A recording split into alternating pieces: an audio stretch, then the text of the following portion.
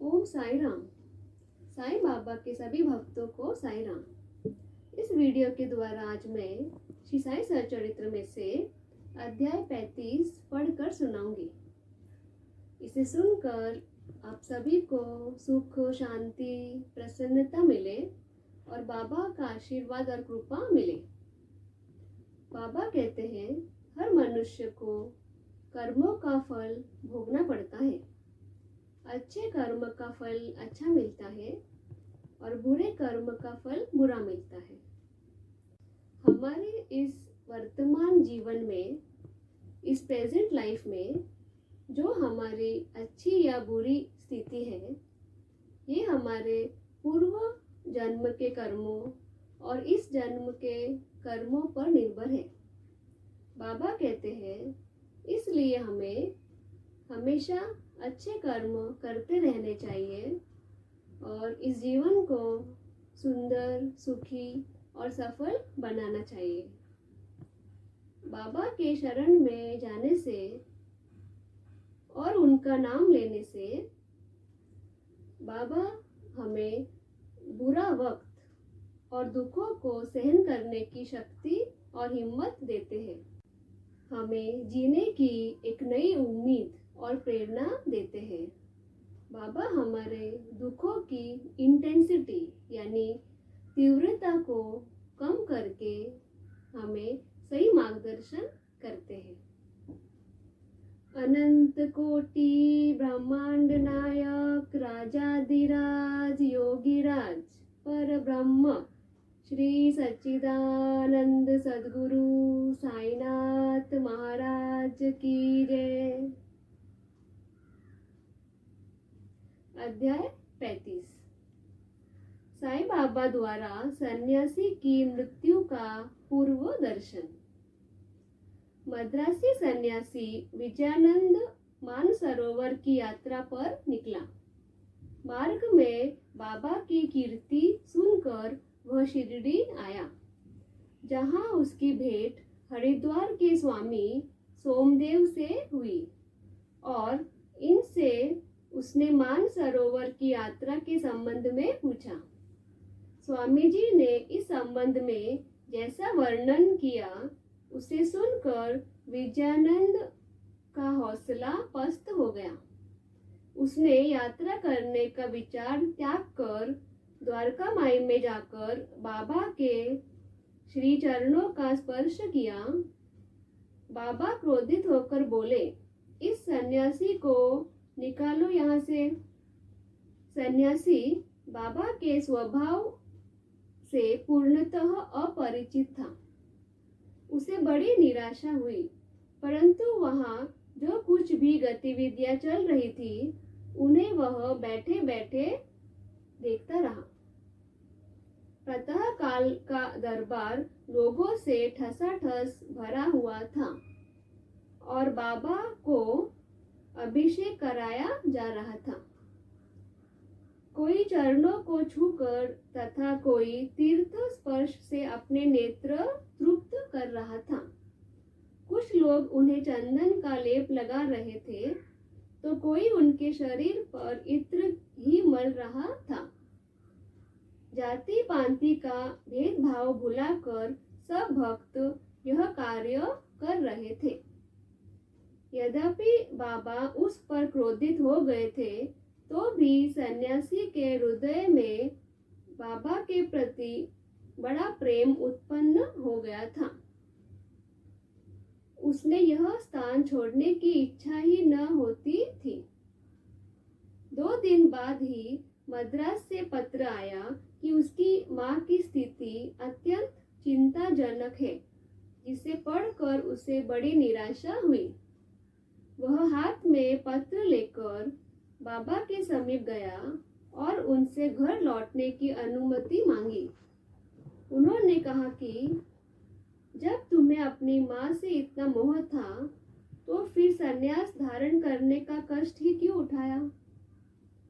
जाओ, चुपचाप अपने स्थान पर रहकर कुछ दिन शांति पूर्वक बिताओ। परंतु सावधान, वाड़े में चोर अधिक है, इसलिए द्वार बंद कर सावधानी से रहना। नहीं तो चोर सब कुछ चुरा कर ले जाएंगे। लक्ष्मी यानी संपत्ति चंचल है और यह शरीर भी नाशवान है। ऐसा ही समझकर यह लौकिक व पारलौकिक समस्त पदार्थों का मोह त्याग कर अपना कर्तव्य करो। जो इस प्रकार का आचरण करता है और श्री हरि के शरणागत हो जाता है, उसका सब कष्टों से शीघ्र छुटकारा होकर उसे परमानंद की प्राप्ति हो जाती है। जो परमात्मा का ध्यान, चिंतन, प्रेम और भक्ति पूर्वक करता है, परमात्मा भी उसकी सहायता करते हैं।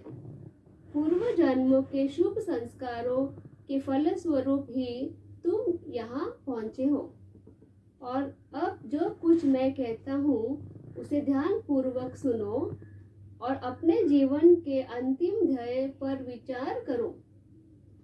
इच्छा रहित होकर कल से भागवत का 3 सप्ताह तक पठन पाठन प्रारंभ करो।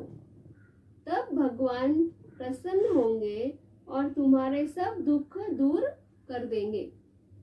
माया का आवरण दूर होकर तुम्हें शांति प्राप्त होगी।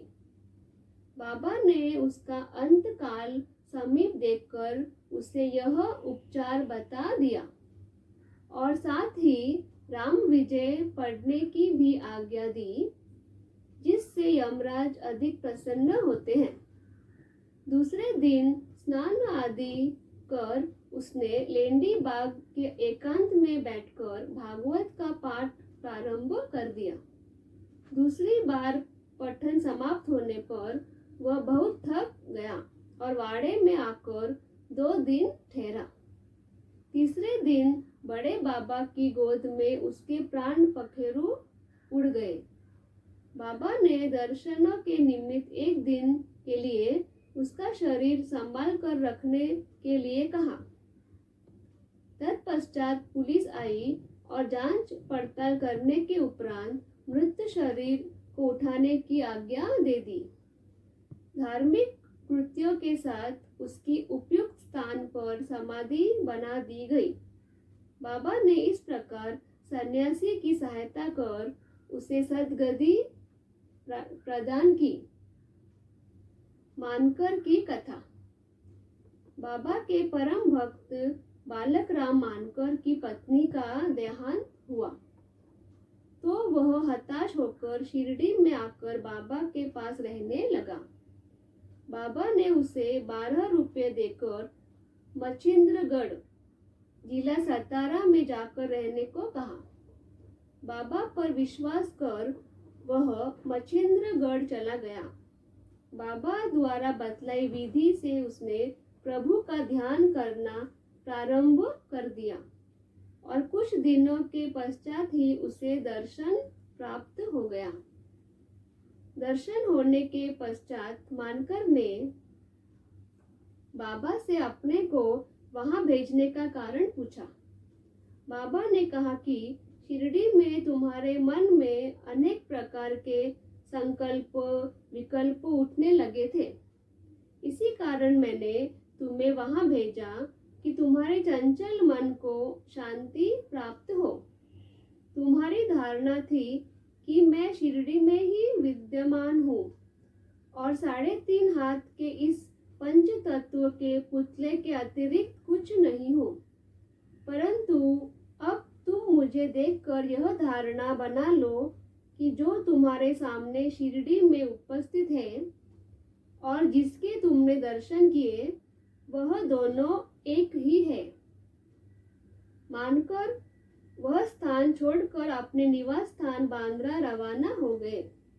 वह पूना से दादर रेल द्वारा जाना चाहता था, परंतु जब वह टिकट घर पर पहुंचा तो वहां अधिक भीड़ के कारण वह टिकट खरीद न सका। एक देहाती से टिकट पाकर उसे बड़ी प्रसन्नता हुई और अपनी जेब से पैसे निकालने लगा।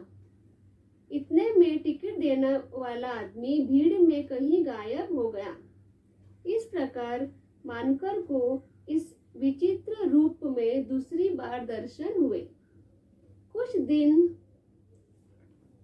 अपने घर ठहर कर मानकर फिर शिरडी लौट आया और साईं चरणों में रहकर अंत में अपने दिन व्यतीत करने लगा। अंत में उसने साईं समर्थ के सम्मुख देह का त्याग किया। बाघ को सदगति।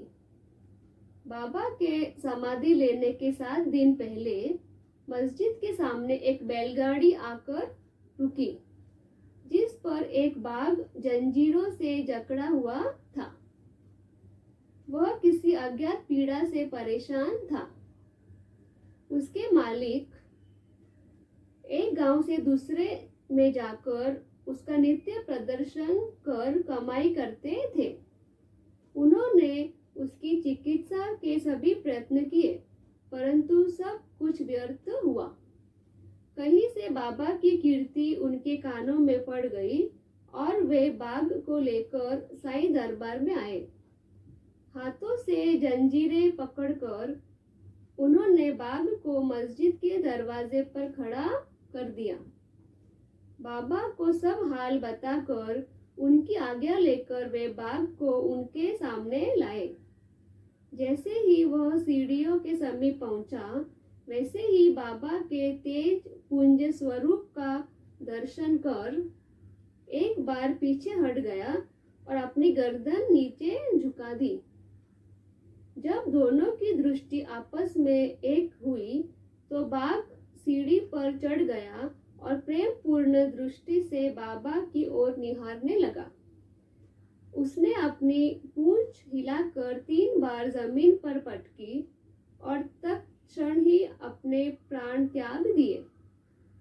उसे मृत देखकर उसके मालिक बड़े निराश और दुखी हुए, परंतु जब उन्हें बोध हुआ तो उन्होंने सोचा कि बाघ रोगग्रस्त था और उसकी मृत्यु भी निकट ही थी। चलो, उसके लिए अच्छा ही हुआ कि बाबा सरी के महान संत के चरणों में उसे सद्गति प्राप्त हो गई।